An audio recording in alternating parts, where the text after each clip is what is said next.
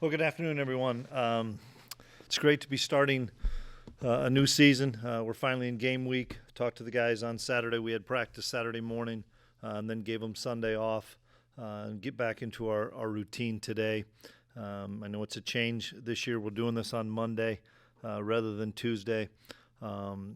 It helps us for sure as coaches doing it this way. I don't know if it affects you guys a whole lot, but it does help us. So we'll have a normal Monday practice and have a normal week. We've got some guys banged up a little bit that nobody's been actually ruled out, but we have a couple of guys that we'll have to watch throughout the week and see if they progress well enough to play, which we hope that they do. We're excited about the opportunity, getting a really good UT Martin team in here.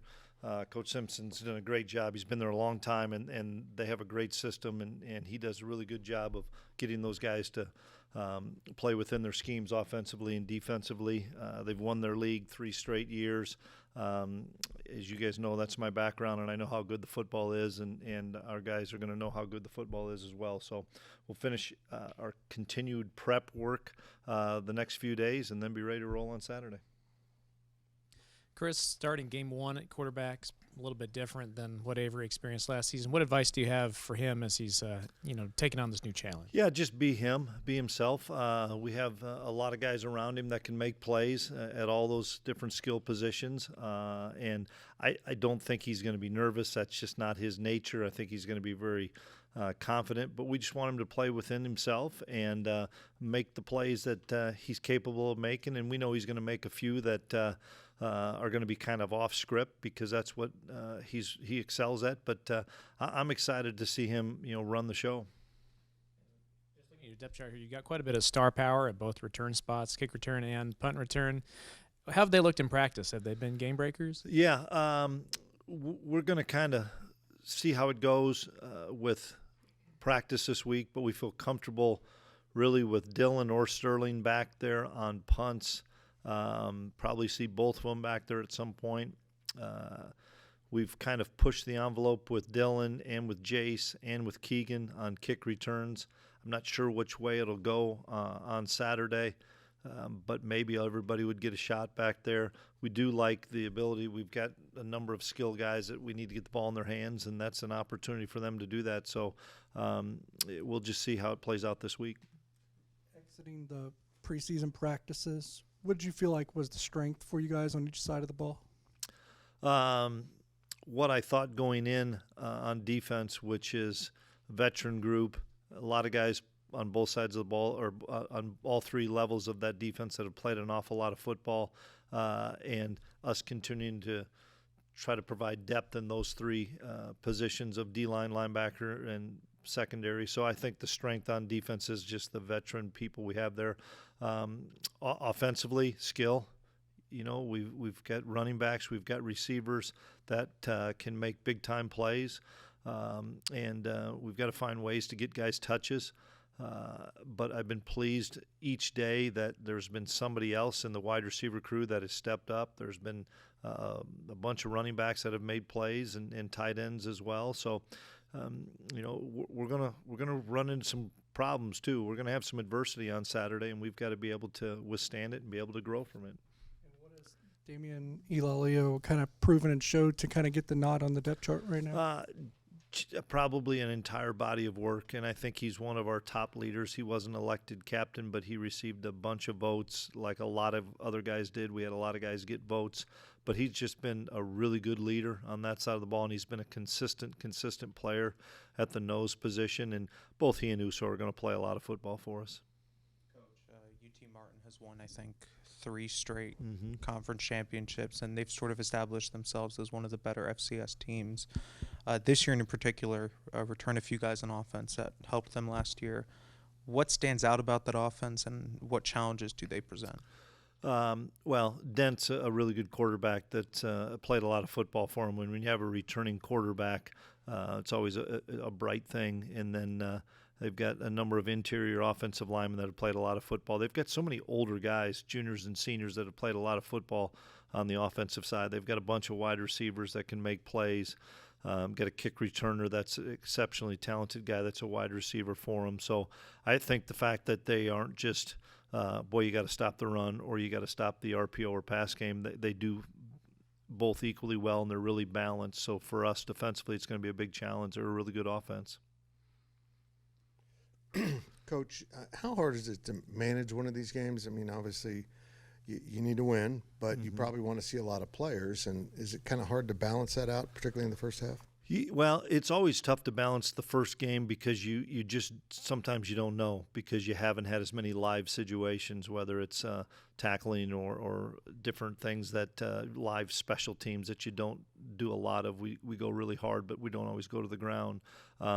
So, yeah, it is a balancing act. Obviously, we've got to put our best foot forward to have an opportunity to win the football game and play the guys that have given ourselves the best chance to be successful.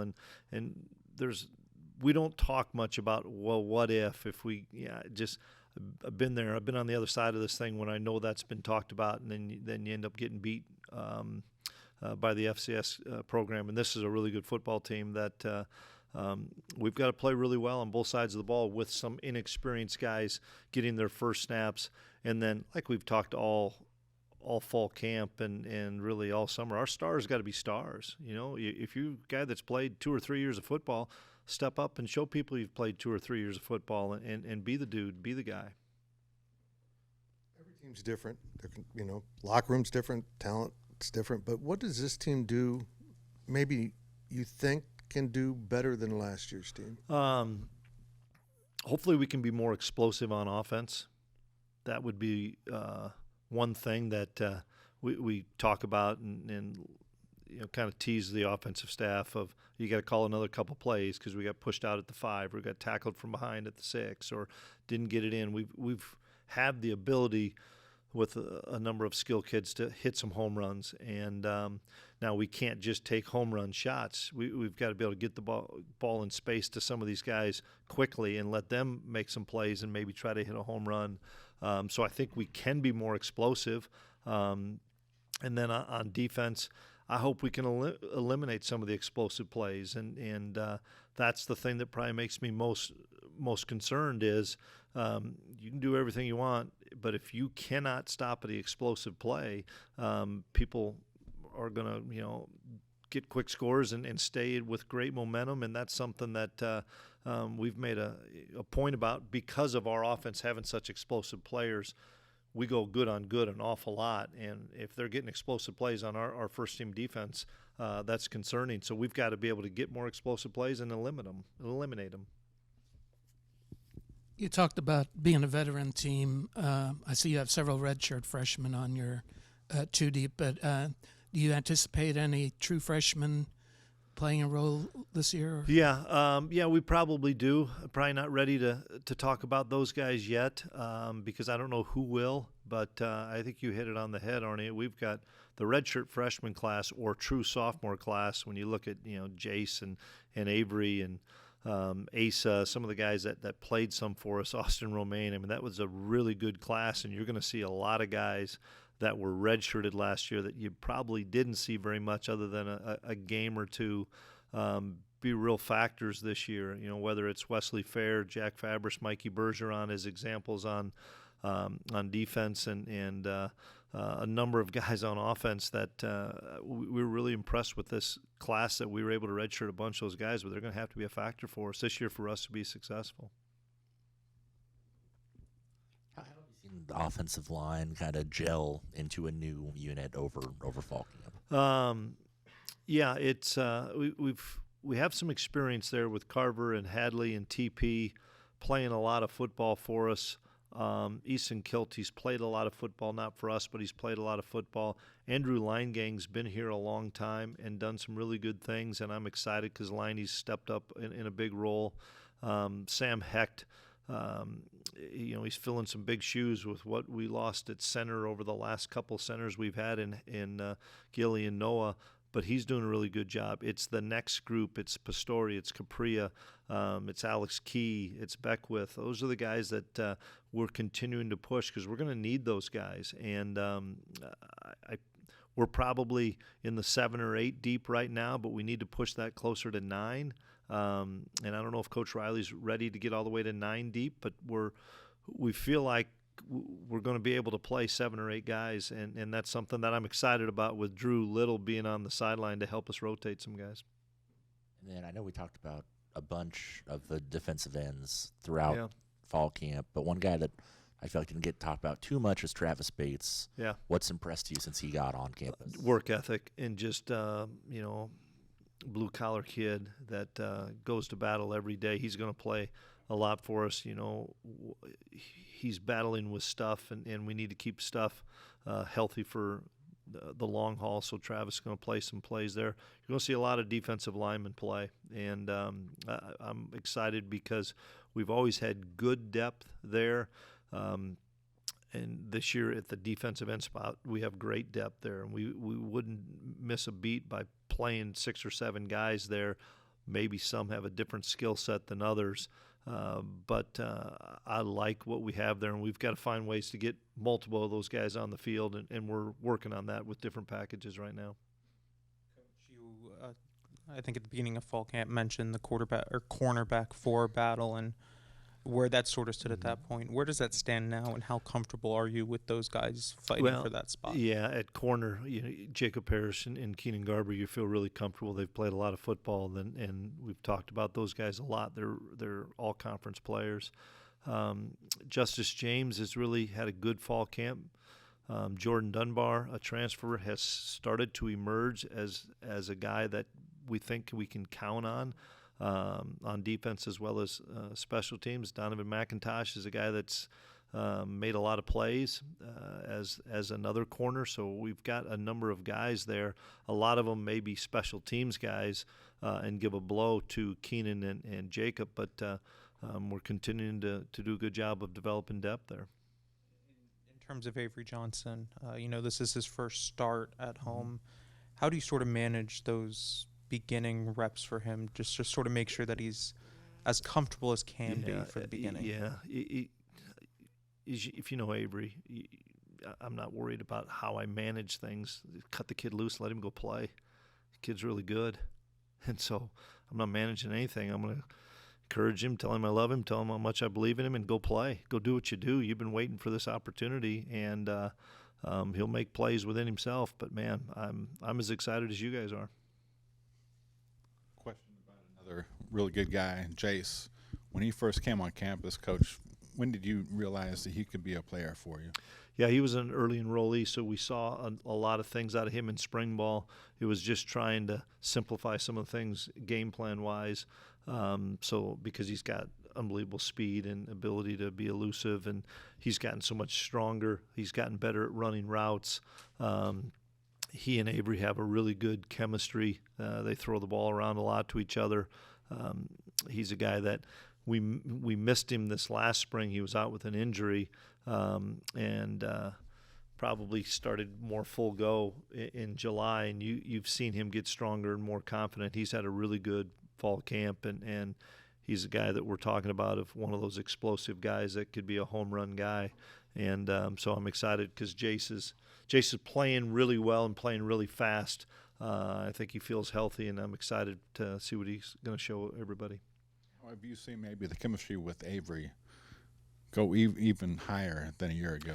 Well, they missed a lot of time in the spring, so that sets you back a little bit. It just you need to be around each other throwing the ball all the time, and now we've been able to get back into that in fall camp, and those guys have kind of been in sync ever since they've been here. They live together, and they do a lot of things together, and they know each other's traits, and so he's continued to grow and get better.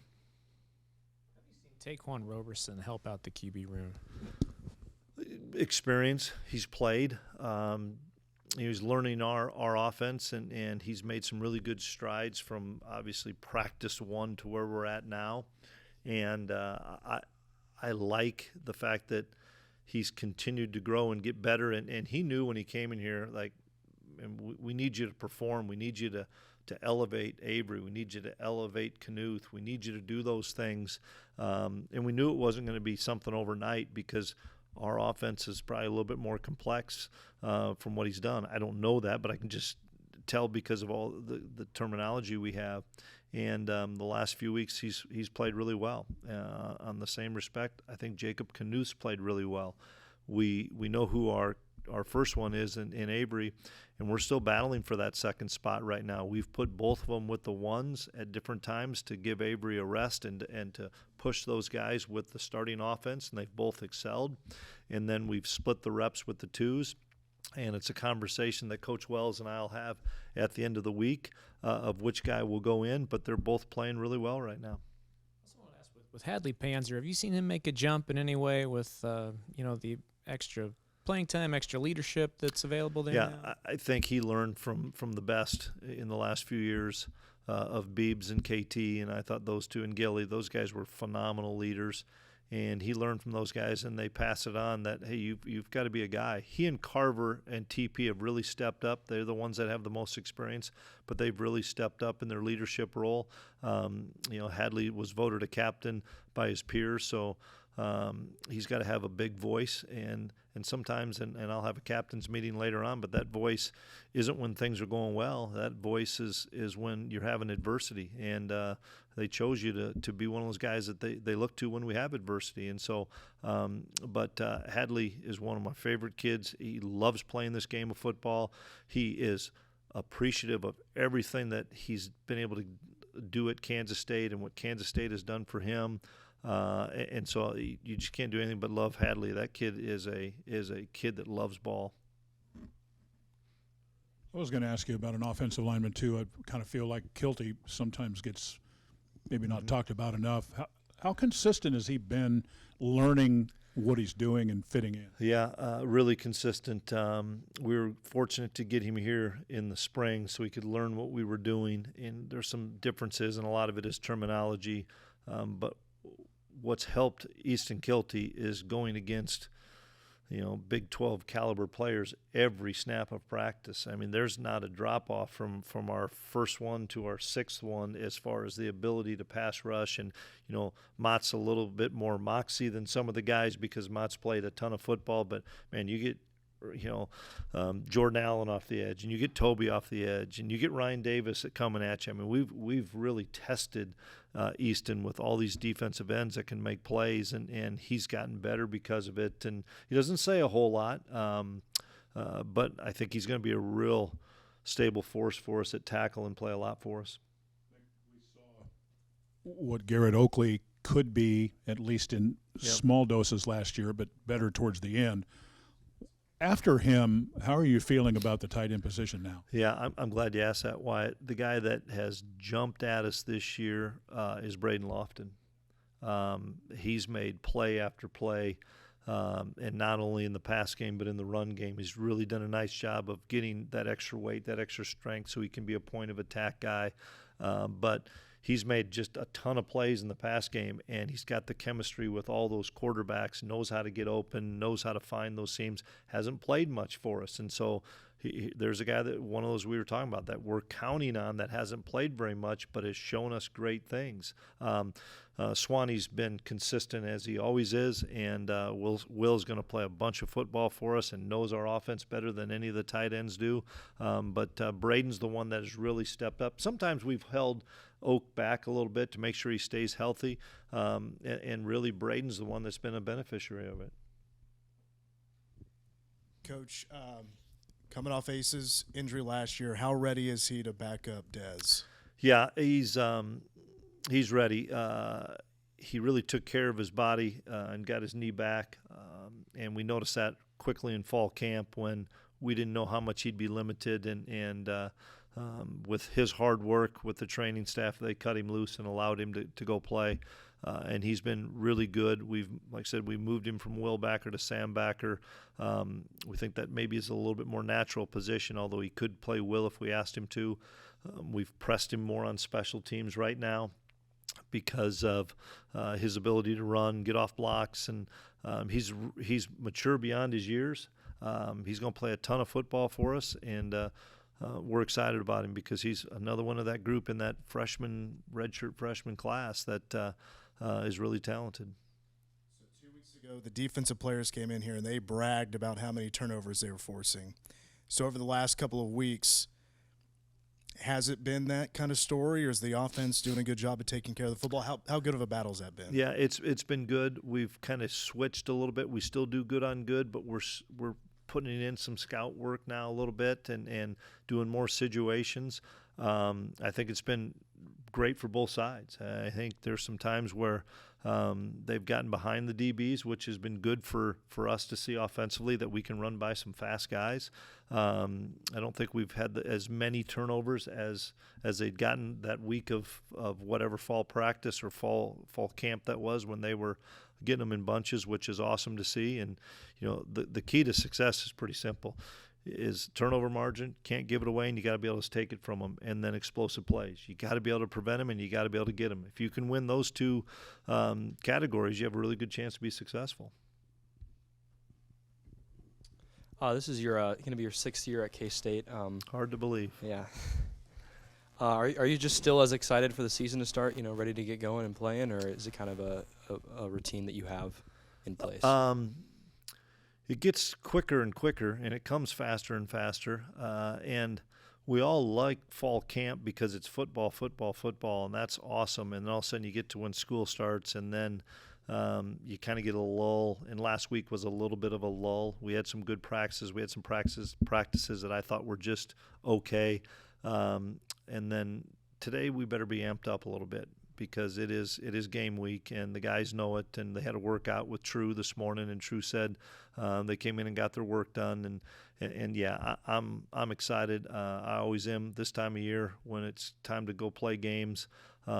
You're busier, obviously, with different responsibilities that you didn't have during fall camp, and now all of a sudden I've been in more meetings today probably than I care to be in. But it's that time of year, and we're excited to get going.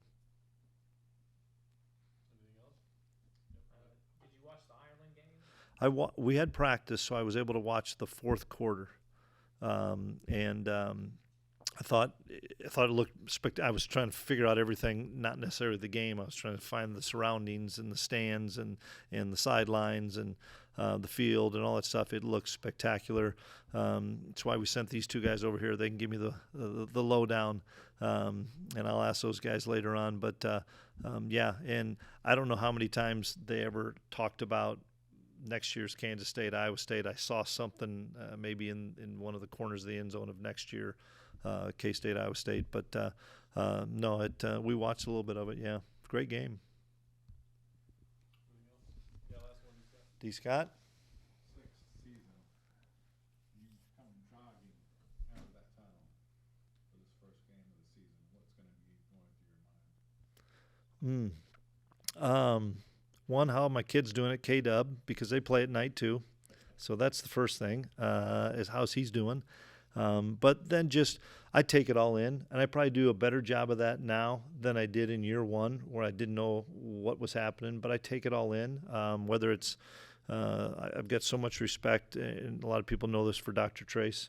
I've got so much respect for what he does with the Pride, and I love our band. I love hearing it as they're coming in, the student section, because they'll be rolling in full force an hour before kickoff.